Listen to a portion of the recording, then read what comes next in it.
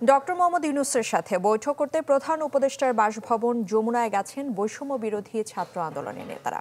এ বিষয়ে আমরা আরো জানাতে আমাদের সাথে সরাসরি যুক্ত হচ্ছেন সেখান থেকে আমাদের সহকর্মী নাফিল ইসলাম লিঙ্কন।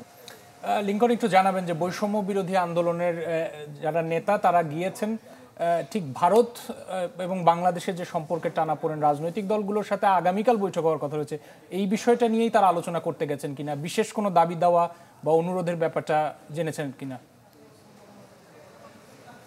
রাশেদ, শুধু বৈষম্য বিরোধী ছাত্র আন্দোলন নয়, বেশ কয়েকটি ছাত্র সংগঠনের নেতারা কিন্তু এসেছেন আজকের এই মিটিংয়ে। খুব অল্প সময়ের মিটিংয়ে প্রধান উপদেষ্টা কিন্তু আজকে এটি আহ্বান করেছেন। আপনারা জানেন যে ফরেন সার্ভিস একাডেমিতে যখন প্রধান উপদেষ্টার প্রেস সচিব ব্রিফিং করছিলেন, তিনি জানিয়েছেন যে দেশের মধ্যে ষড়যন্ত্র হচ্ছে এবং প্রতিবেশী দেশ অর্থাৎ ভারত থেকে আমাদের দেশের বিরুদ্ধে কিন্তু বিভিন্নভাবে ভুল তথ্য সরবরাহ করা হচ্ছে। এক কথায় বাংলাদেশকে একটি অপরাধের কাঠগড়ায় দাঁড় করাতে চাচ্ছে ভারতীয় মিডিয়া। সেক্ষেত্রে দেশের মিডিয়াগুলো কীভাবে সোচ্চার হতে পারে এবং এই উপলক্ষে দেশের মধ্যে একটি জাতীয় ঐক্যের প্রয়োজন বোধ করছেন প্রধান উপদেষ্টা।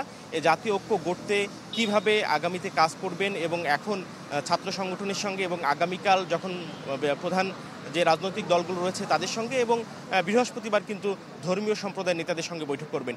এই বৈঠক শেষে হয়তো তিনি জাতীয় ঐক্যের বিষয়টিকে তিনি সামনে নিয়ে আসবেন এবং জাতির উদ্দেশ্যে ভাষণ দিয়ে কিভাবে ঐক্য ধরে রাখা যায়, দেশের মধ্যে যে ষড়যন্ত্র হচ্ছে সেটি প্রতিহত করা যায়, পাশাপাশি ভারত থেকে যে ধরনের ভুল তথ্য ছড়িয়ে বাংলাদেশে তথ্য সন্ত্রাস করা হচ্ছে সেটি প্রতিহত করতে জাতীয় ঐক্য গড়ে তোলার বিষয়টি তিনি গুরুত্ব দিচ্ছেন। এবং আমরা যখন বৈষম্য বিরোধী ছাত্র আন্দোলন সহ অন্যান্য সংগঠনের নেতারা বৈঠক শেষে বের হবেন তাদের কাছে জানার চেষ্টা করব সুনির্দিষ্টভাবে কি আলোচনা হয়েছেন। রাশেদ, লিঙ্কন, নিশ্চয়ই আপনি ওখানে অবস্থান করুন, আমরা পরবর্তীতে সর্বশেষ জানানোর চেষ্টা করব। নাফিউল ইসলাম লিঙ্কন ডক্টর মোহাম্মদ ইউনূসের প্রধান উপদেষ্টার বাসভবন যমুনা থেকে আমাদের সাথে যুক্ত হয়েছিলেন।